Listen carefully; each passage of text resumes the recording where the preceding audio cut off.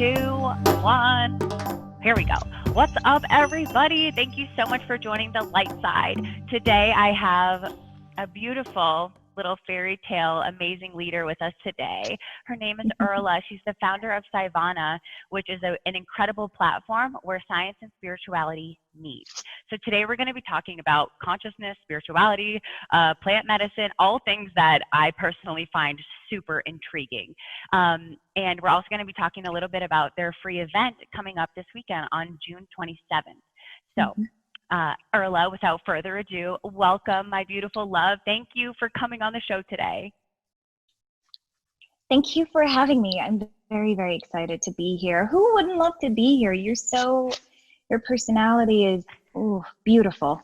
I feel you through the camera. Yes, good. You're welcome. So I mentioned a lot of stuff there in that intro. And where to begin? So what if we first start explain Scivana, and then we'll get to how you got there. Okay, so Scivana is an educational platform, a consciousness educational platform designed to help you, no matter what stage of your growth you're in, to, find that inner power, that inner strength, that inner self-awareness that we all need to get to in order to, consciously elevate ourselves or ascend. And how we do this is we connect or partner up with mentors, teachers, healers, people that have been in the community who have worked their way through healing, through all this other stuff we're going through right now and in the past, and they have brought themselves into alignment and are teaching this alignment to others. And we'll be having live events every 8 weeks. So if you missed this one, we'll have replays on our Scivana.com, but we will also be bringing you speakers every 8 weeks. So every 8 weeks, you have a chance free to tune in and enjoy. You have a chance to learn and at the end, be a part of a massive global meditation to help heal the earth. So yeah, it's going to be, I'm so excited about it. Good. And what kind of guests do you have coming this time? So our guests we have, you can find from astrology to neuroscience. So astrology, we have the spiritual bodybuilder, which is a friend of ours, Nahum, and he's going to just be giving it to you, the astrology side. And then we have Aaron Apke, who's going to be talking about polarization, which is essentially the we polarize on different gravitational planes, I believe. It's light and dark. Clearly you're light because you're here. So he'll be teaching you how to vibrate there and the basics of it in case you're new to it. And then we'll have Craig Goldberg, who is amazing.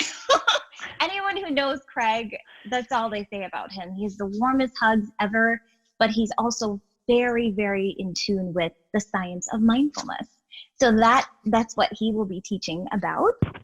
And then we have, of course, our OBE expert or outer body expert who will be teaching about lucid dreaming and how to really activate that in ourselves. I'm a lucid dreamer and I was afraid of it. I was afraid of that, of stepping out. And it wasn't until I started to reach out to the lucid community to see that there's nothing to fear. It's just an understanding. If you understand something, then you can move through it. You can live it. So he is phenomenal. And he's actually, through doing his course, taught my person how to come out of his body and meditate. I think I told you that. He told me it was like one of the most epic meditations he's ever done. Seeing yourself laying there and then sit and have a meditation. So Florentine courses. But his name is Florentine Ionita, and he's, like I feel like that the word of the day is amazing, right? I feel like the word of the day is amazing. Yeah. And last but not least, we have Michael Cassidy, which is a Iboga shaman, or what you call, he studied under a shaman in the Bwiti tribe, which is where Ibogaine or Iboga came from. Ibogaine is the alkaloid in Iboga, which is looked at in the plant-based community as the chief. That's the plant that kicks your butt in an amazing way. But after that, it's been shown, studies have shown that people who have been addicted come off of their addiction. It is that powerful. So he will be talking about the basics of Iboga, the basics of Ibogaine, what to look for in a provider, everything he'll be covering. So we're talking plant medicine to science of consciousness, all here. Oh my goodness, all the cool things. Yeah, everything that you said. I'm like, oh, I'm there. Oh, and I'll be guiding the live global meditation. Yes. So Saturday can't come fast enough. Seriously, it's funny because my mom, who is, very straight-laced, and a lot of my family members, because I'm from South America, I was born in Guyana. That's right between Brazil, Venezuela, and Suriname. So, there's not much talk about consciousness, plant medicine, spirituality. It is what it is, which is, religion and how you grow up and what your family teach you. So having all this stuff going on and having my family members reach out to me and say, hey, I'm signed up. I want to learn about consciousness and I want to learn about plant medicine and how to explain my dreams more. I'm blown away and I'm so touched. It's awesome. Yeah. Sometimes those are the best connections, when your family reaches out and they want in on what you're doing, and that's just like, winning. Okay, well, people, I'm going to put the link in the description down below. So if you want to sign up and hear more about Scivana or get on their email list and get their updates and everything, just check the description down below and it'll be there for you. So you can get there nice and easy. Okay, so you're a very evolved, light, amazing human being. And I'm sure that it wasn't always this way. Was there sort of a process or awakening or path, or how did you get to this point? And was there like a dark night of the soul or anything like that? So I would say, my awakening, because I do think that we go through stages of awakening because we resist a lot because it's not our comfort zone. It's not what we've been taught. It's not the rules in life, the bullshit rules that we associate ourselves with. It's not our friends, it's not our family. If you're surrounded by souls that aren't awake, then you'll stay asleep longer. So it was a process. I had to, at 19 years old, I decided I didn't want to live in Guyana anymore. It just didn't serve me. So I moved to another country by myself. I know.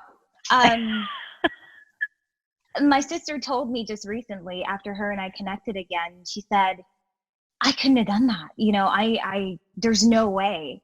And I didn't see it as, oh my God, I'm moving away by myself. I saw it as, there's nothing there for me anymore. And I think when it comes to spirituality and consciousness and choosing to become awakened or aware, it has to be there's no looking back, So I started reading Napoleon Hill, Think and Grow Rich. And he was my father that I never had, even though he had passed on. I became immersed in learning, and I realized that the things that I wanted, or the things that I said I wanted, it wasn't in alignment to the things I actively said every single day. It wasn't the lifestyle I lived. It wasn't the friends I had. It wasn't even the clothes I wore. It wasn't me, but yet I was asking for it. That's literally like being full and going to your fridge and packing food on your plate. There's not space for it, so it's not going to be filling. So I started reading Napoleon Hill, Think and Grow Rich, and I understood the concept of manifestation and what your brain is capable of. And for someone who didn't even know anything about neurons or neuroscience or anything like that, coming from the Caribbean, I'm like, whoa, there's more to me. Okay, nice. I want to learn. I want to move towards this healing, this knowledge. So I wrote my vision board for the first time. I said 10 things I wanted, and every single day, Dani, I woke up to it under my pillow, and I read it with the intention, with my breath, and sometimes not even really knowing that I was slipping into a theta brainwave state. I was just there, and it felt good, and as human beings, we gravitate to whatever feels good. So it felt good. So I kept doing it. And everything on that list, about eight things on that list came to pass. And the only reason the other 2 didn't come to pass is because I didn't want those 2 anymore. Now I knew what I was capable of. I'm like, no, I want more. I want to nourish my brain. I want to evolve my consciousness, and I want people in my life that feel the same. So long story short, I fell in love, moved over here, and then the next stage of my growth started, which is the relationship part, where we as sacred beings attract what we do not want internally, but it's what we ask for physically based on our actions. So I ended up in a relationship that verified, my underlying daddy issues, my underlying daddy issues, and my underlying, I won't even say self-hate. It was more of self-doubt, my fear of just being seen, being heard, being known, and following my path. So all of these things came out because I was looking at the person I found, and I said, this is my person, but he did not mirror me in any way. Matter of fact, he had some dependent issues or addiction issues that I had no idea why or what was I doing wrong. And instead, which is what most of us do, instead of looking at this as a red flag, I'm like, Bob the Builder, I'm gonna fix this. This is what I was put here for, to fix a person. It wasn't until I took time for myself, went to some Al-Anon meetings, hi to my Al-Anon people, and focused on myself, that I started to realize it's not just him, it's me. What about me that's attracting that? Because that wasn't the first person in my life that I've chosen as my person that have these traits about them. If I'm the sun and everything is orbiting around me, there's something about my sun that isn't not shining bright enough.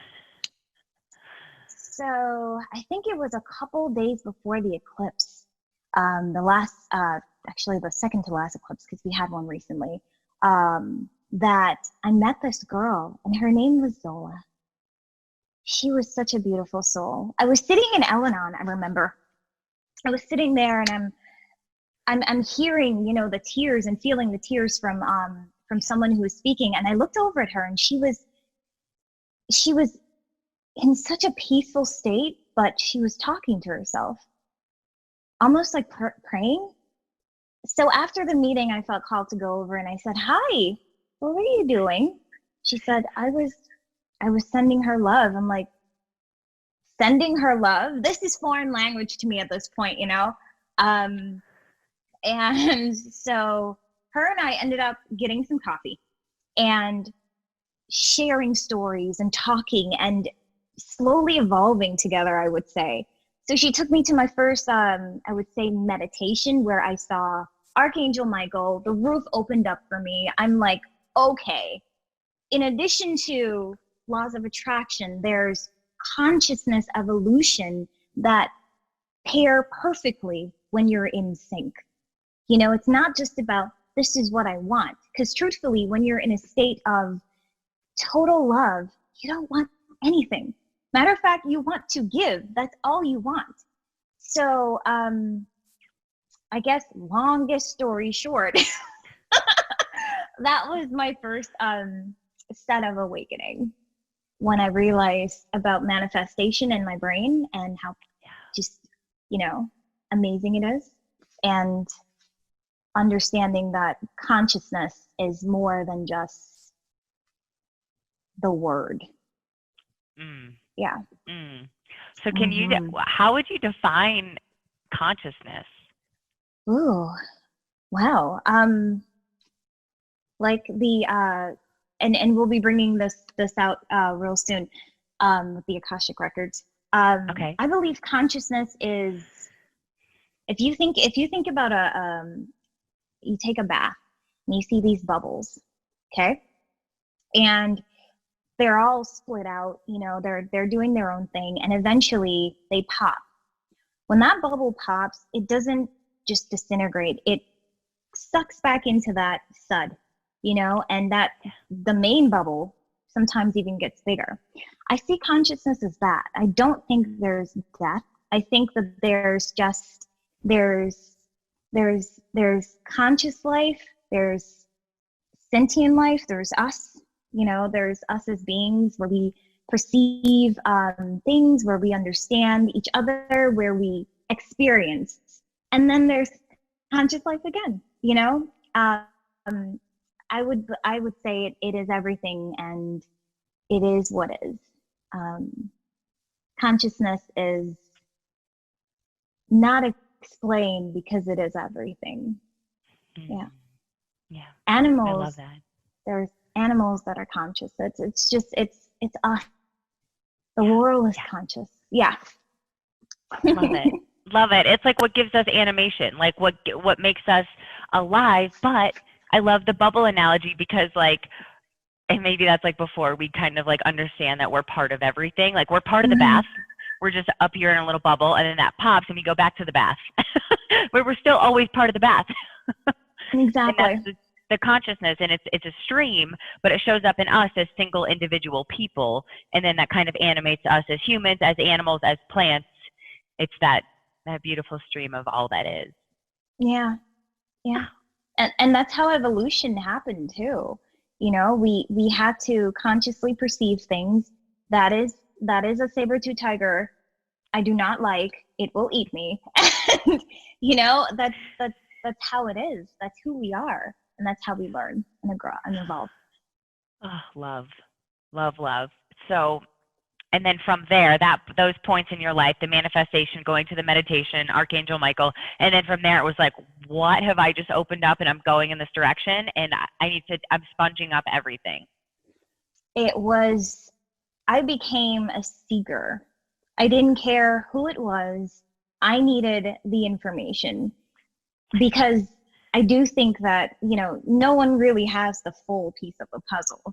You know, just like one of my favorite movies, Doctor Strange, when she projected his ass out of his body and he saw his, you know, the layers of himself. Everyone has a piece of the puzzle. So learning from you, learning from Nahum, learning from, you know, Michael, learning from whomever, I take what I need and I leave what I don't, you know, and I think that's the biggest part of becoming conscious, knowing, because you are still you know, what works for me would not always work for you, but there's parts or things I can show you that can possibly be great if you integrate it into your system. So, yeah. That got me really excited. So I'm building I don't know if I've told you this yet, an intro to spirituality course. And it's I'm like so over the moon excited about it. And it's not really designed to say, hey, go this way, go this way. I'm going to lay out a bunch of tools and different philosophies and say, okay, choose your own adventure. But here's all the stuff. You can use chakras, you can use Hinduism, you can go whichever way you want. And so that kind of what you just said resonated with me. Like, take what resonates, leave what doesn't, and go. And consciousness and spirituality seems to be a very personal path. It's like how you relate to yourself, how you relate to others, and how you relate to God, or you know, what all that is. Is that, would you say that that's sort of accurate?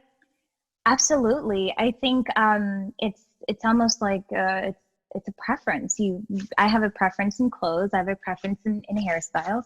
I have a preference in movies and you know, everything I do. But and when you think about someone's internal trauma, you know,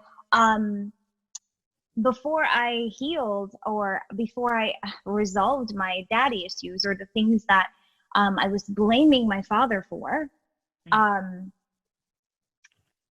I couldn't relate to sacred masculines. I couldn't, you know, there was a mistrust there.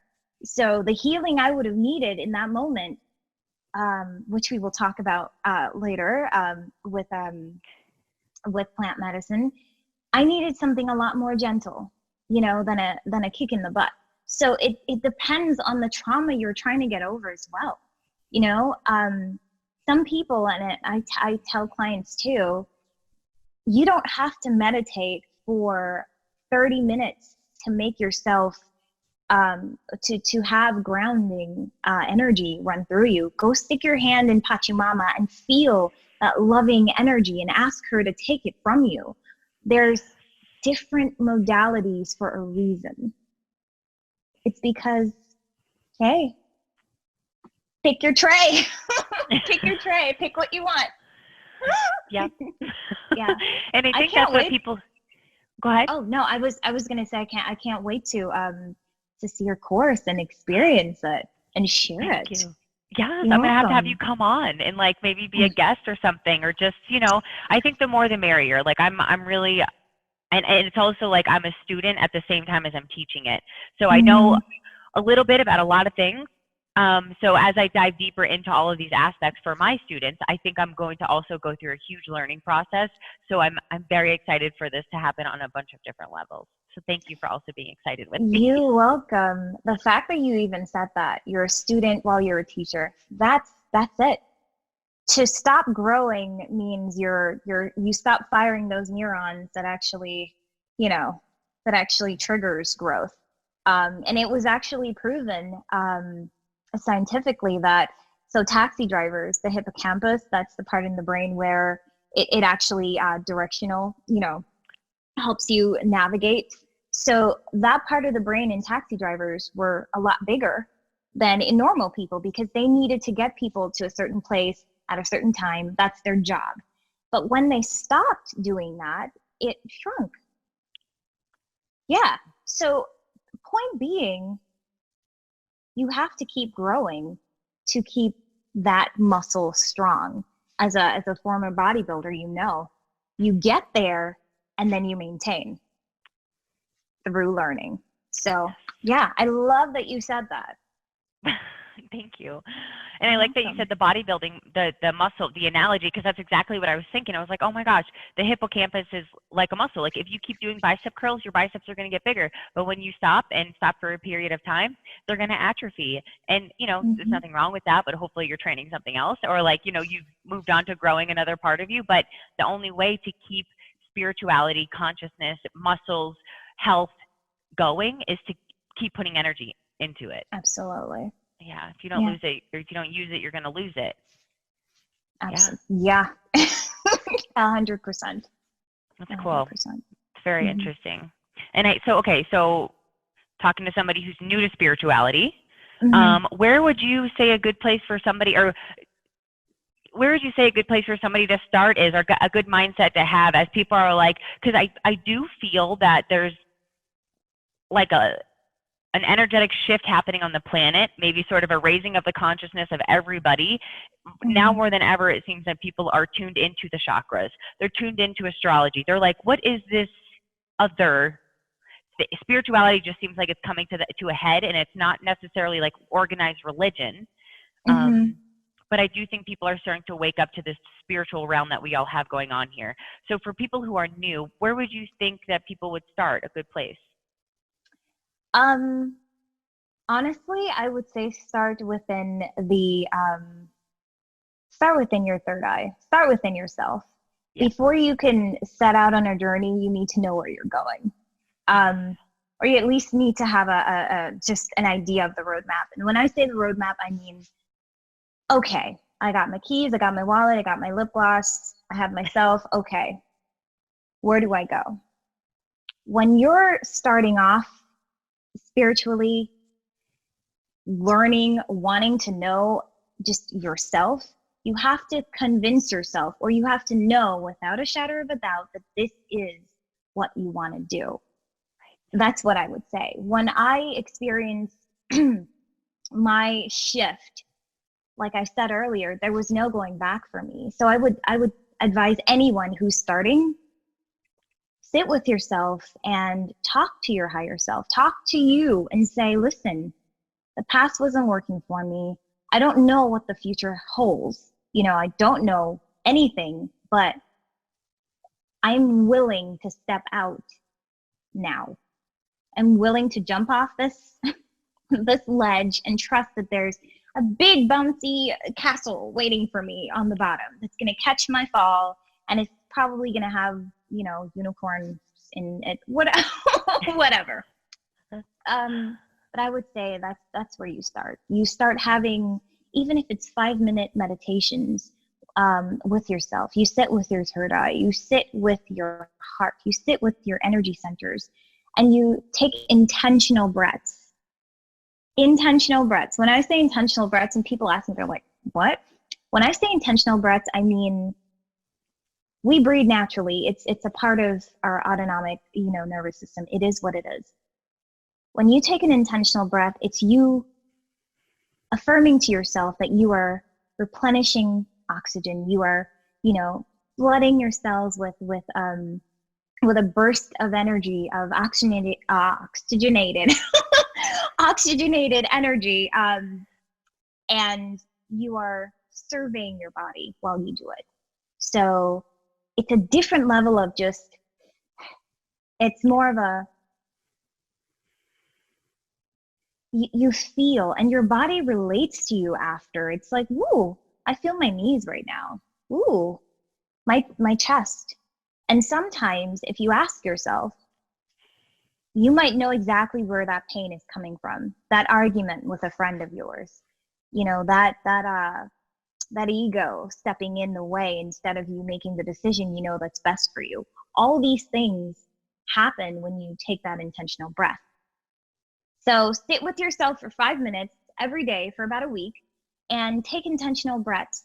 Survey your body and then affirm to yourself that you are ready to evolve your consciousness, to move forward. Do that for a week, and I promise you, you will find so many avenues coming at you. You'll have a course pop up here that's free. You'll have this person come into your life and say, hey, did you hear about this new book? And it would all just be because you decided that this is what you want to do. Mm-hmm. Your higher self and your lower self, you're in sync. Yeah. I love the fact that you started with the decision. Really like that. Because once you, and I'm experiencing this in my own life right now, because I'm sort of deciding to walk the spiritual path, not just for myself, but to also maybe teach it to those. So and now that I've decided, like, these people are coming out of the woodwork. Like, I mean, just like, and it's really cool, and like ideas and people and places and opportunities are just showing up for me. So, and all I did was a conscious decision. I literally haven't done anything but decide and meditate, and boom, I'm getting calls and messages, and it's been really amazing. So thank you for saying that. I think that is incredibly important, as a decision. Now you mentioned third eye. Mm-hmm. So I'm familiar with the third eye. When I meditate, I can feel it kind of tingling and doing its thing. How would you describe the third eye to somebody who's like, I've seen it, but I don't know what it is? Yeah. I would say your third eye is that window that you open when you want some fresh air of consciousness, of higher states of I would say of when intuition is not just intuition, but it's psychic abilities. It's that connection to just a higher vibration, you know? So you're stuck here and you're like, I could use some ventilation. Let me open that third eye. And then you have a flush of that loving warmth that fills us up as enlightened beings. That's how I would probably describe it to my nieces and nephews.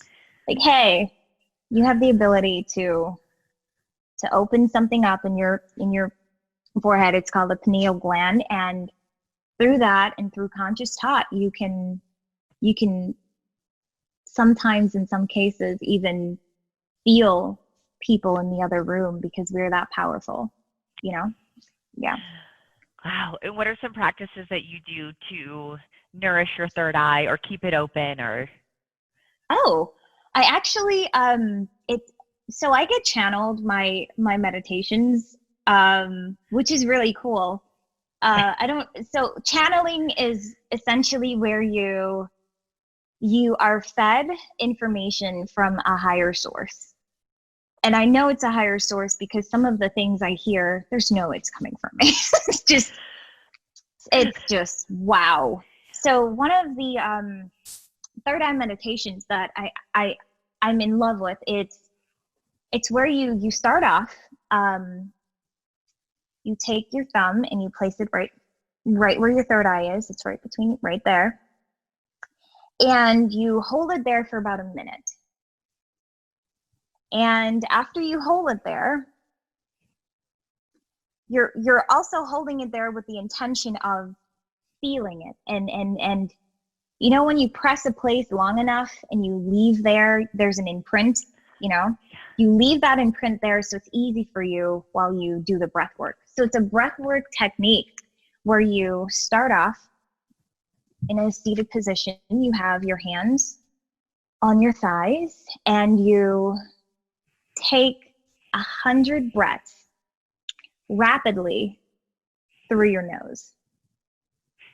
And when you get to 100, you hold that last breath for as long as you can. And while you're holding that breath, you set the intention to connect with your third eye, as well as release any pent-up energy within your body.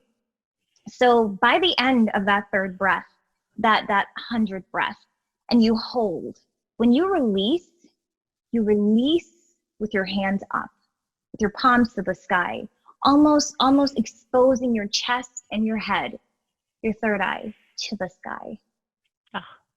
And then you take one more breath, really deep.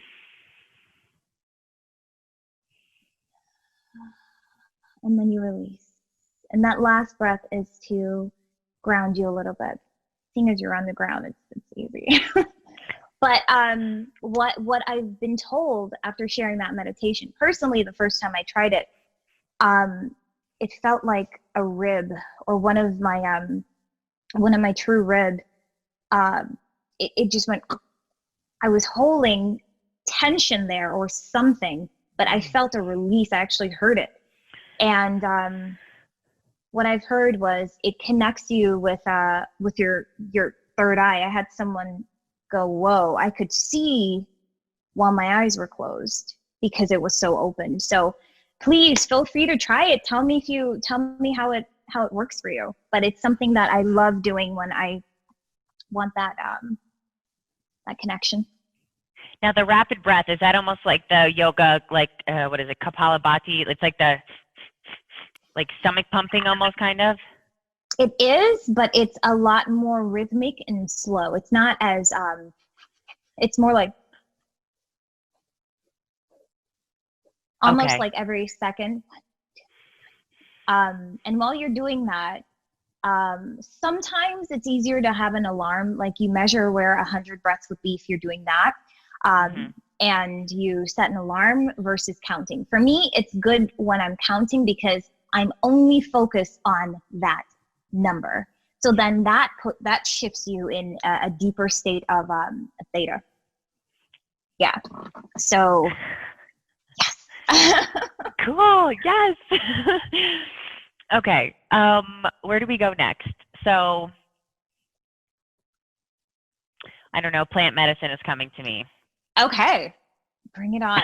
Lydia. So I am incredibly intrigued by plant medicine. I've had a couple of my own ceremonies. I microdose frequently. It's something that I 100% believe in, and I can't wait to find out more and to dive more and do more ceremonies. So, what has your experience been? And let's just start there, I guess. To sum it up, my experience with plant medicine has been wow. And microdosing has been epic. And it's really sad that these, well, I know why these medicines are not readily available. I know why, and you know why, and most people do. It's really sad, especially seeing as, marijuana, it has so many healing purposes. And as human beings, we have the tendency to abuse things that feel good, Yeah. And I've met countless people who have never experienced marijuana in a sacred way before. Like, it's just, oh, I smoke, Me. I have not experienced it in a sacred way. Do explain. Sorry, did I cut out? I didn't hear you. I said that's me. I have not experienced marijuana in a sacred way. Everything else, but explain this to me a little bit, because okay, I could do this later. Yeah, no, totally. So I call her Mama Marijuana because she is a potent, beautiful teacher. I've had full-on psychedelic experiences with marijuana, like full-on. I would say, and I was told this by a friend of ours who is an apprentice for a shaman in Peru, and she worked with grandfather. A lot of the sacred tribes don't burn marijuana because it's considered disrespectful. Because a lot of people, you as someone who partakes in marijuana, you know the difference in body sensation, in sensation in general, than when you smoke and when you eat it. Yeah. Very There's a different level. So from that, I started. I was never into smoking either, because I went to school for neuromuscular therapy, and it's just, my dad smoked too. I had friends that smoked. It's something that didn't resonate with me. So as I started eating it, I realized that when you're in a meditative state, or if you have the intention of learning, she talks to you. This plant, this sacred spirit, this beautiful plant talks to you and guides you and tells you things. I had a lot of epiphanies while being on marijuana, sitting there just experiencing. I've had outer body experiences on marijuana because I started lifting out of my body. Yeah. How you do it sacredly, basically. Yes. What you do is you get an edible. You want to make sure that it's a 1-to-1 ratio. CBD and THC are friends. If you have an imbalance of the THC, it can overwhelm your system, and you can feel, and I've experienced this, you can feel more of a jitter sensation versus balanced and centered. And you want to feel balanced and centered, because then your body doesn't go into fight or flight, and then you're not fighting the medicine. So you want to make sure you have a good balance. You also want to make sure that what you're taking is not full of chemicals and sugar. And I've seen some edibles that I wouldn't even eat, because yeah, the medicine's in there, but you have cornstarch and cane sugar and all this other stuff that can, kind of mess with the potency. Mm-hmm, mm-hmm.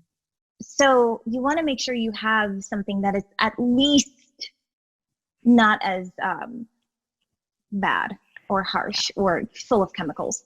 So after that, you find a quiet space, find music that resonates with you, and you set the intention before you eat it to learn. You look at this gift from the earth, and you say, thank you so much. I am open to learning and experiencing whatever you want. Thank you. And you ingest it, and you sit there, you have some water, you allow yourself to settle. You do some breath work, you do whatever feels right to you. And then you sit there, and eventually she shows up and she works with you. I've had experiences with a client of mine who I told her to microdose, I microdosed, and she was speaking through me to talk to her about different places on her body that needed work, needed love. And I was able to guide this person who was in Seattle and talk to her about places that made her cry because she forgot. These plants, they're ancient teachers that we are now, which I'm so grateful, we are now as a conscious race overall tapping into what was forgotten, because this is stuff that was taught to our ancestors way back in the day, So that would be a great way if you want to try it. If you viewers want to try it, it's a beautiful way to connect with yourself and with this plant spirit. And trust me, the difference is mind-blowing. Mind-blowing, yeah. And about how much would you say is a dose? So because everyone's tolerance is different, I usually microdose based on what I'm told, meaning I literally hear, okay, 2 drops, 1 drop. But for someone who might not be that tapped in, when you start low, then it's better to start low than high. You start low and you tune in and connect with this plant, and then who knows, maybe you feel called to take another drop, or maybe that's perfect. Or maybe the next time you're like, okay, that one was too low, let me bump it up a bit, Yeah. Trial and error. Yeah. Perfect. And I love how you said start with an intention and ask, I'm here to learn, and say your gratitude, say your piece, and almost say a little prayer and intention over it. And I've heard that with cacao. I've heard it with ayahuasca. So it seems like any plant medicine, from cacao, marijuana, ayahuasca, all the way to DMT and the craziest kind, start with an intention to learn, an intention to grow. It's a medicine. It's not something to party with. And you will get your ass handed to you if you choose to party with these things. Or, which I think is worse, or you'll just remain asleep, and it would go through your system, you'll get a little buzz, and you'll still have that hole there, And I think the reason why a lot of people reach for these medicines, it's not because of the buzz, it's because there's a hole there that they genuinely want to fill, but they don't know how to connect the right energetic intentions to what they're reaching for. Yeah. Yes. Okay. Amazing. Okay, what else do I want to say about plant medicines? Okay, you mentioned something about it coming home. Can we talk a little bit about that? I thought that was the most beautiful thing I've ever heard. Yeah. Yeah, so when I think about, because I hear people say, oh God, you're going to go trip balls, you're going to, you're going to leave your body, you're going to do this and that. And when we go to these places, it's an alternate dimension. It's an altered state of consciousness where we are the happiest we've ever been, where we are faced with our shit, and we have a choice to to see it as a way of bettering ourselves, or we see it as a way of hiding ourselves. We are faced and given, actually, we're given this opportunity by these beautiful, beautiful sacred beings. And that is the best place ever. And when you think about home, that's where the heart is, that's where you're happiest. So technically, being on a trip, being on that journey, connecting with those plant spirits, connecting with yourself, your higher self, isn't that like coming home? Isn't that like being home? So I don't consider it going on a trip. I consider it as coming home. And then after that, I go home, I pick up what I need to pick up, to heal myself when I'm back here on Earth. And I guess dealing with the experience of my perceptions. Love it. Yeah. I'm so glad that we talked about this, because I think people have such an altered view of plant medicines and all this thing, and it's becoming like trendy. And I just think that people are sort of getting the wrong idea about it. Now, I mean, if they go, they're going to get lessons whether they like it or not, if they go and actually do what they're, but it's about integrating it too. And it's about taking what you've learned from whatever experience it may be. And even if it's cacao, something that's kind of like lighthearted and more like a little less, visually stimulating. But it's about taking the lessons back. And I think it's about learning these things and going into ceremonies so that we can be better humans for this planet. It's not, Integration. Learning without integration, personally, I think is wasting time, because it takes you a specific amount of time to be able to remember something. You have to integrate it. It has to be stored in that long-term memory bank that you have in your brain. So if you don't integrate, if you don't teach, and teaching is a beautiful way of integrating, because then personally, I learn better when I teach. When I learn something new, I sit on the couch and I tell my person and I teach him. I try to explain it in my own terms. And in that way, I learn more. So integration has to happen when you're using these medicines. You go home and you apply. Or else, technically, what are you using them for? It's always fun to say, I'm gonna go do a trip and learn, but are you really learning, or are you just in it for the trip? There's always a fine line between using and using. Yeah. So. Okay, perfect. And the Ibogaine, I'm curious to be on the live event that you're hosting, because that's actually one that I would like to learn more about. Wow. So I think I explained to you a little bit about my Ibogaine scenario, but let me go through. So I was on a beautiful meditation mushroom journey, and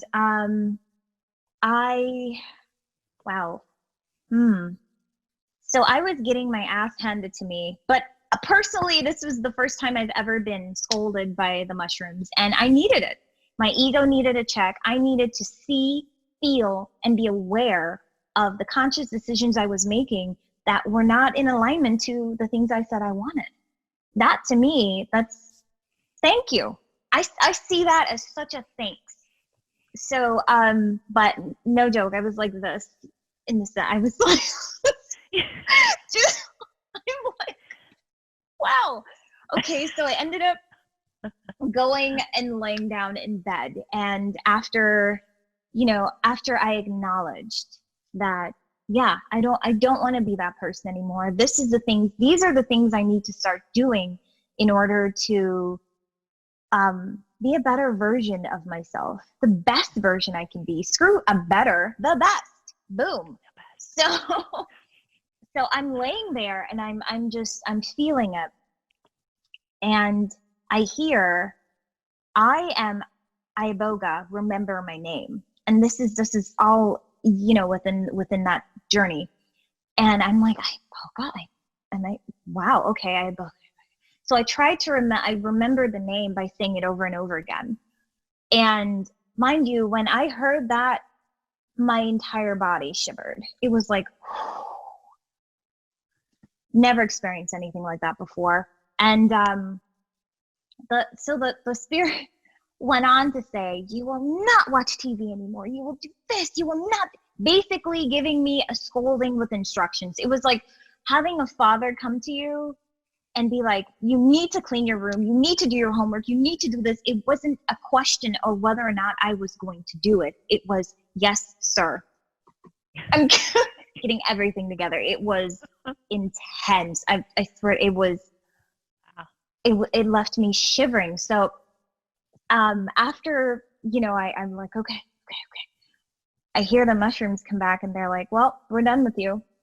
And all the feelings started subsiding.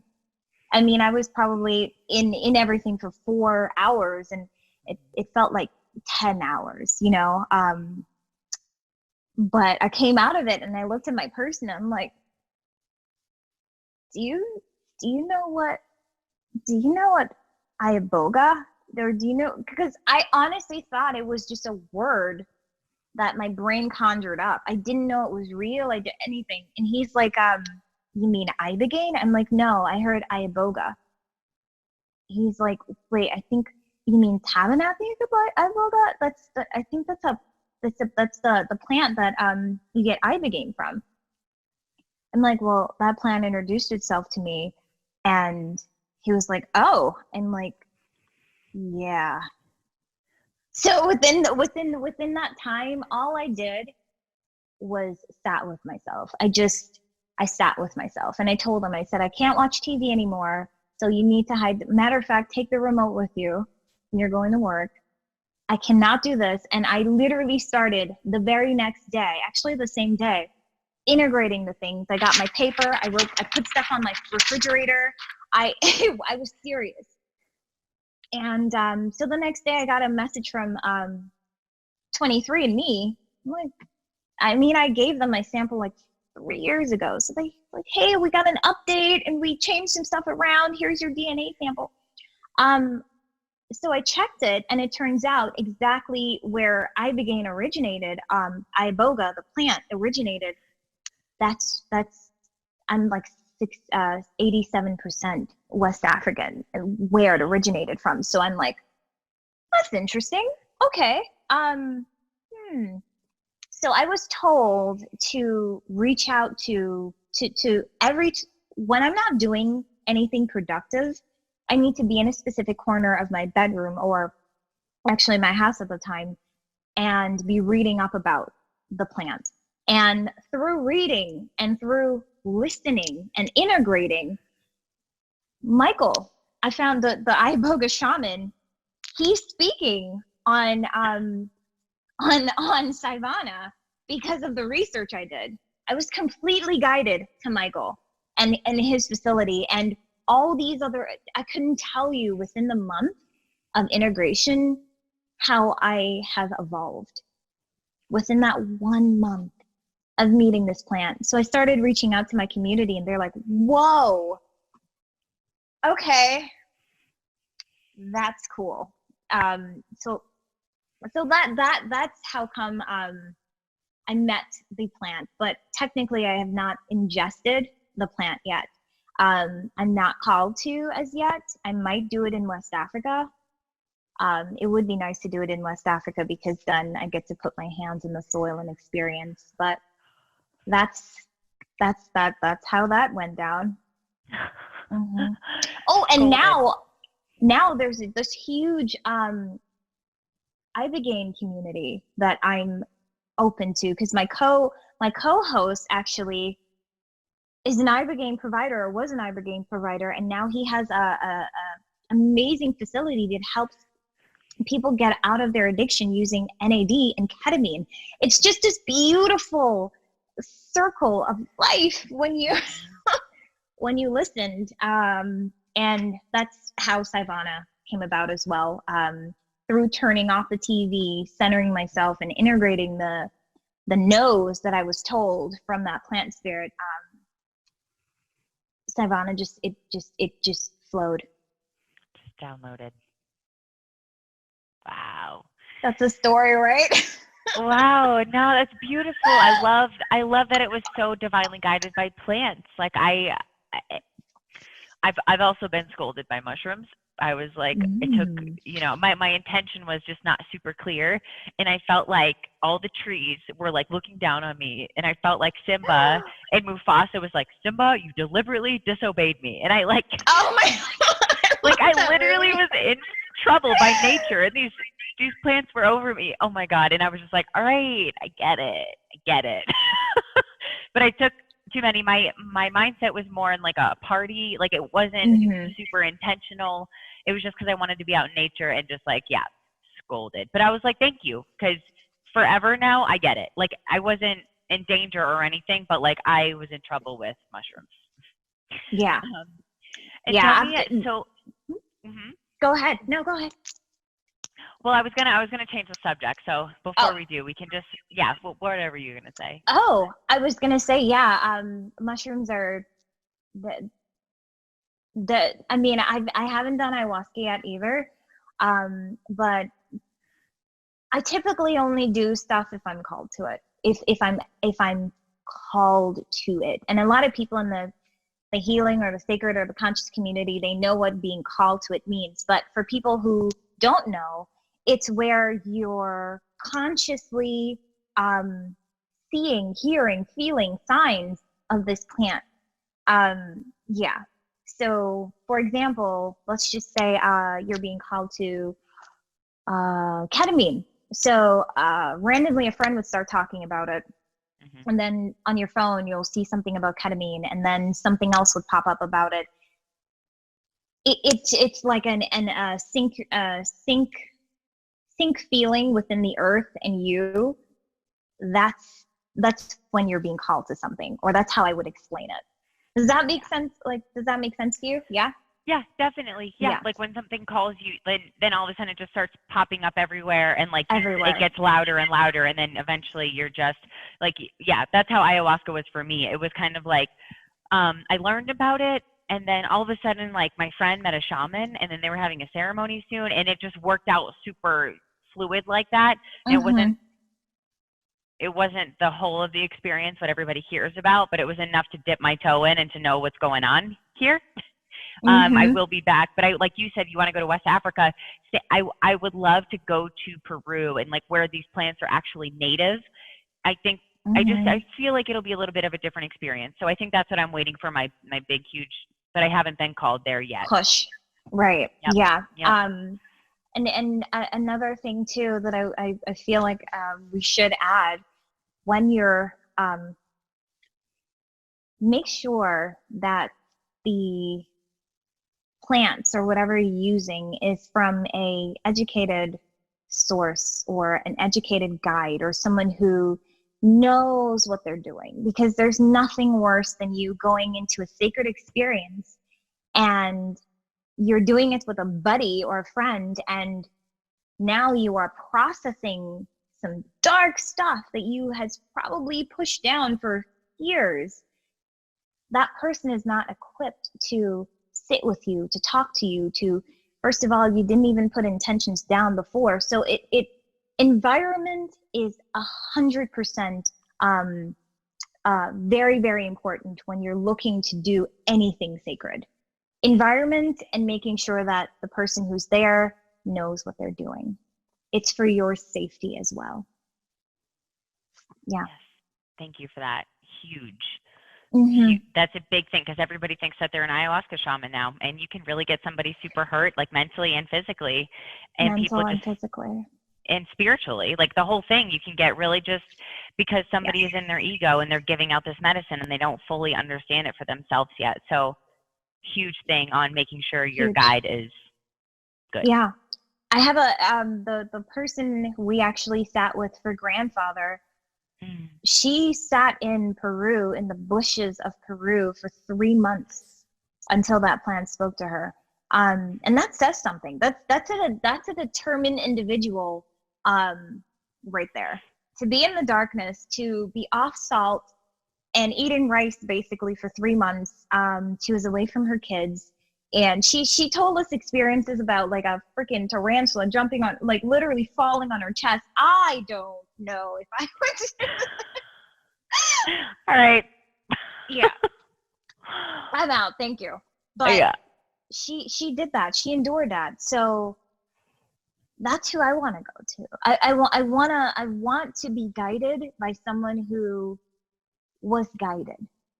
You know, that's how we learn. We learn through a teacher who has learned through a teacher who has looked. I mean, if you look at the cultures back, you know, the sacred cultures, the elders, they learned from their, you know, that's how it is. You can't evolve in this life unless you seek knowledge, especially on these topics. So yeah, please be careful if you're thinking about doing anything, because there's a huge difference in popping mushrooms and doing it sacredly. So 100%. Good. Thank you for that distinction. So I guess to close us out, we'll just close out with a little bit of extra like Scivana stuff. So like your intention behind creating it and what people can expect from your content. Like I saw like biohacking stuff, binaural beats. Oh yeah, everything. Yeah. Just think of this as the platform you go to when you want to elevate your consciousness. And remember, consciousness is not just spirituality. A conscious being is someone who is intentionally or just physically, emotionally, and spiritually aligned with their purpose. In order for you to be aligned with your purpose, let's just say with your goals, you want to make $1 million. Then you have to look at the overall picture. What's your health like? What are you eating? You know, what's your mental state like? What's your mindset?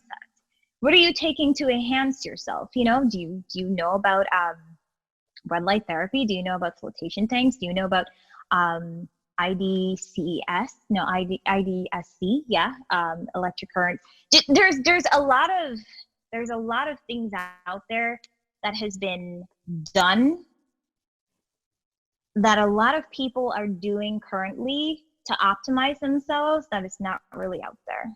If I didn't get together with a biohacker at heart, I was a little into biohacking, but he was immersed in the field. So getting with him, I realized that, whoa, wow, okay, you can heal yourself. I was diagnosed with Hashimoto's, and I was able to put myself in remission within 2 months. These things are possible, and there's no way I would have been able to manifest the things I wanted, be in alignment, love myself, vibrate on a positive wavelength if I was sick, you know? So Scivana is gonna help you optimize that body, that mind, that spiritual state, and we're gonna teach you action-based, educational, or I would say evidence-based practices that you can apply to your life right now. I'm not someone about woohoo. If you don't get to the point with me when it comes to certain things, I'm on the next. It's just who I am, just personally. So I don't want to waste anyone's time. So every single thing on Scivana will be evidence-based. You will know. I mean, there's certain things that can't be because, you know, there's no way to even really describe consciousness. So certain things you'll have to listen, you'll have to learn, and you'll have to apply what we're saying to experience that state for yourself, you know? But we'll be having a lot of digestible videos for you to learn about the Akashic Records, for you to learn about aliens, may I say, love, how to channel, everything. As I said in the, I wrote down, nothing is off limits. Yeah. If it applies to your consciousness, you'll hear about it from us. Wow. Amazing. I like how you said the whole, like you want to manifest a goal. It takes all of you. And that includes, it's like top to bottom. Yeah. So, okay, where can people find you and find Scivana? Oh, okay. So Scivana, just go to scivana.com. And you'll just go down to the hold on. And Scivana is Scivana. Yes, Scivana.com, and you go to the event page and you sign up for free and be a part of it. Yeah, and you can hit us up on Scivana, SCI.VANA on Instagram. It's so funny. We have such a beautiful Instagram community now. People are reaching out and they're excited. We're having people send us emails like, we're so excited for this event. And I'm like, wow. Okay, 2 months ago, this event wasn't even a thought. And here it is. Here it is. Yeah. And apparently the day we're doing the event it's going to be a huge deal astrologically. So I'm very excited for that beautiful energy, for that ending meditation. Oh my gosh, yes. Mm-hmm. Yeah, so everybody, if you want it, go ahead. Oh no, I was going to say, and I'm also eco, that's ECO.divine on Instagram.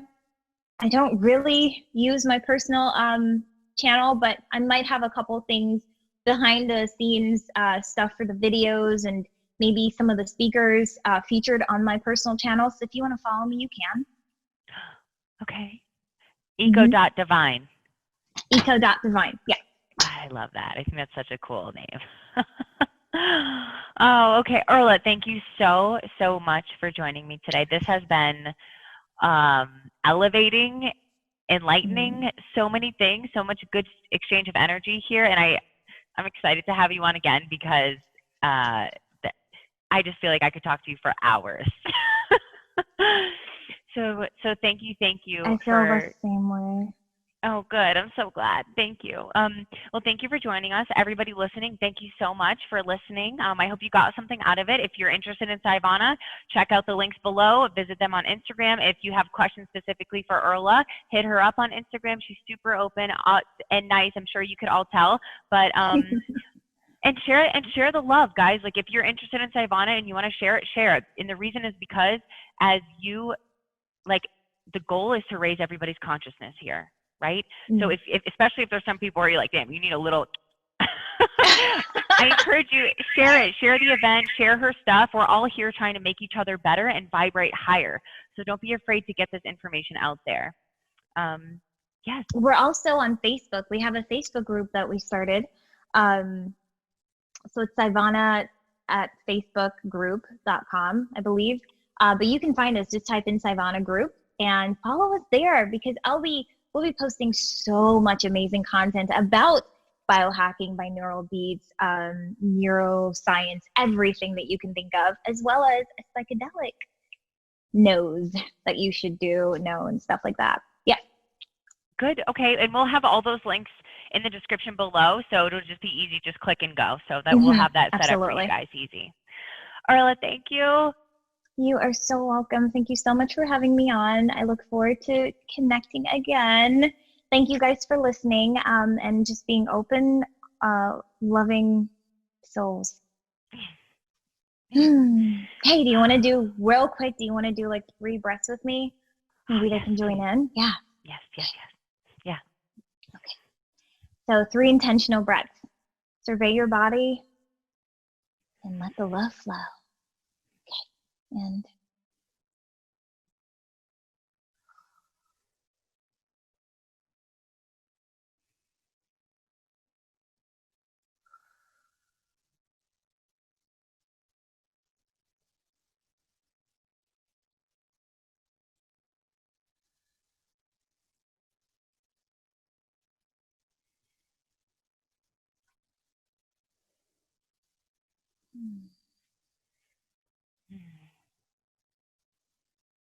that feels so good. All right, now that's how you end a connection. Yes. All right. See you on the next one, Okay. guys. Peace. Okay.